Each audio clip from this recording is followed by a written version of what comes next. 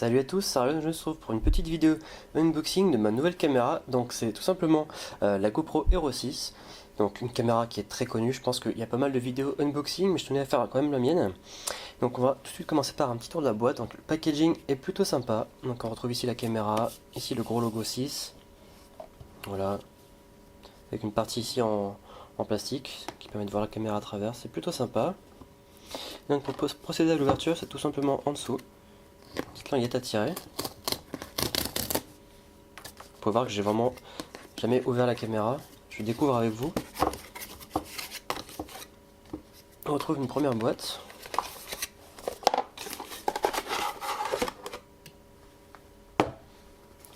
Hop. Donc là on a carrément tout le bloc qui coulisse d'un coup. Et il y a sûrement un moyen, voilà, de détacher la caméra. Donc il faut tirer la languette. Après, ensuite j'ai plus qu'à tirer la caméra. Bon, c'est une fixation GoPro somme toute classique.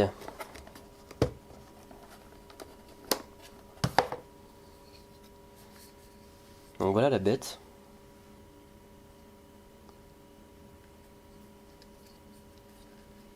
Plutôt sympa.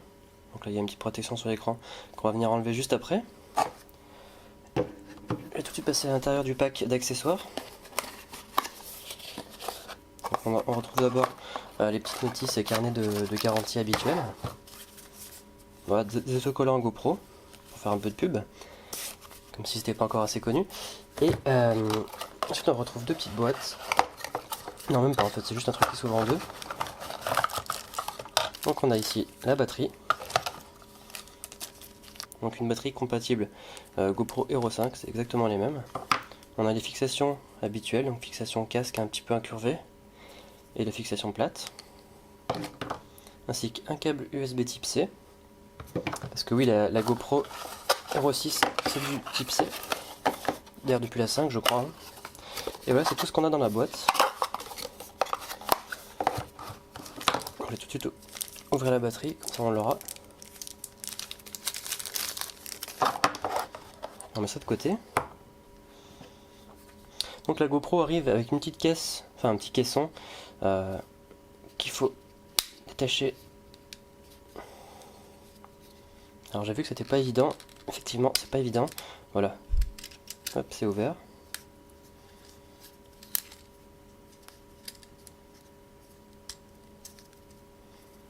On va glisser la caméra, si j'y arrive, j'y vais doucement. Essayer de rien casser au début pour la première fois, ça serait dommage. Voilà, bon bah elle tient bien dans le caisson en tout cas. Donc voilà la caméra, je vais tout de suite enlever le sticker. Là, je trouve que ça fait un peu cheap le sticker avec une fausse image là sur l'écran, on dirait les caméras chinoises. Enfin bref. Donc voilà la caméra, écran tactile à l'arrière, qui est plutôt pas mal normalement. La façade avant, c'est classique. Sur la gauche, on retrouve ici donc le bouton Power et Mode. Sur le haut, on a le bouton enregistrement avec un des micros, je pense. Sur ce côté-là, on retrouve donc une petite trappe ici qui peut s'ouvrir en la faisant coulisser, voilà. Et donc ici, on a micro HDMI et USB type C. Tout simplement. Donc à l'arrière de l'écran. En dessous, on a le port pour la batterie. On va faire coulisser comme ça. Voilà. Donc, je vais tout de suite mettre la batterie à l'intérieur, comme ça au moins ça sera fait.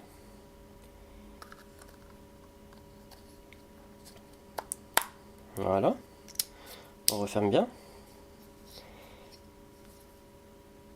Et voilà, du coup, le seul moyen de la différencier de la GoPro Hero 5, en fait, c'est ce petit Hero 6 sur le côté qu'on voit à peine. Je vais essayer de vous faire un zoom. Voilà, je sais pas si vous arrivez à le voir. C'est assez discret. Peut-être qu'avec la lumière, on peut le voir un petit peu. Bon, bref. Quoi qu'il en soit, c'est la Hero 6, il n'y a pas de doute. Et en fait, j'ai acheté tout simplement parce qu'elle a une stabilisation numérique qui est assez énorme. C'est du jamais vu sur ce genre de caméra, c'est assez ouf. Ça fait presque aussi bien qu'une stabilisation, voire mieux que certaines stabilisations optiques. On dirait presque sur certains shots qu'elle a été filmée avec une gimbal, donc avec un stabilisateur physique quoi. Et donc on va allumer la caméra première fois. On le fait ensemble. Voilà, ça bip. On voit tout mon bordel sur la caméra, c'est cool.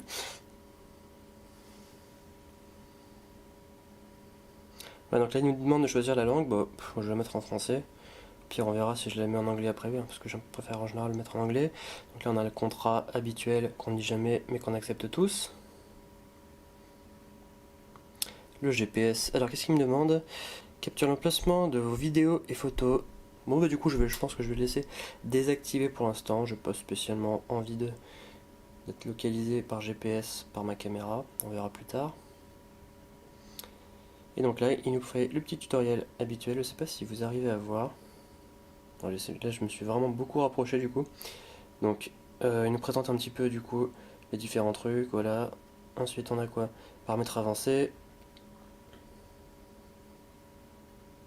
les préférences. Il dit que la batterie est faible, c'est super. J'irai la recharger juste après.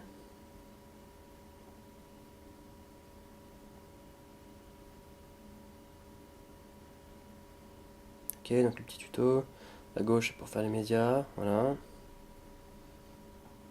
Ok. Ouais, c'est pour Quick Stories, bon, j'en saurai plus tard. Et donc voilà, le menu par défaut. Donc là, la date, on est le 13 mars. L'écran est assez fluide, c'est assez réactif au niveau de l'interface. Je vais essayer de me rapprocher encore un petit peu.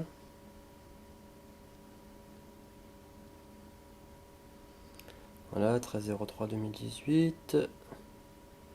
La navigation est fluide, hein, ça y a aucun doute. Beaucoup plus fluide que sur la Xiaomi par exemple. Hein. Ensuite l'heure, il est 21h17. Hop.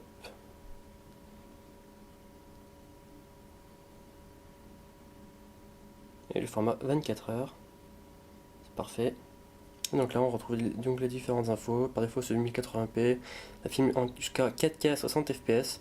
C'est aussi pour ça qu'elle est très bien. Le seul petit bémol c'est que du coup la stabilisation, enfin je suppose que c'est à cause de ça, c'est que du coup la stabilisation numérique doit prendre pas mal de processeurs de la caméra vu qu'elle est très performante. Et du coup on n'a pas du 100 mégabits seconde sur la 4K, c'est un petit peu dommage, même en 60 fps, donc du coup c'est un peu dommage, sachant qu'on l'a par exemple sur la Xiaomi I qui est juste ici, hein. Ça c'est la mini 4K. Voilà, c'était la petite parenthèse, on peut filmer jusqu'à 120 fps je crois en 1080p et faire du super slow motion en 720. Voilà, on peut pouvoir monter jusqu'à 240. C'est assez ouf. Bon, on verra tout ça plus tard. Le but c'était pas de vous montrer tous les réglages possibles et imaginables, sachant que bien sûr je vais vous montrer très rapidement. Hop, on va repartir, voilà. Et du coup, le petit écran à l'avant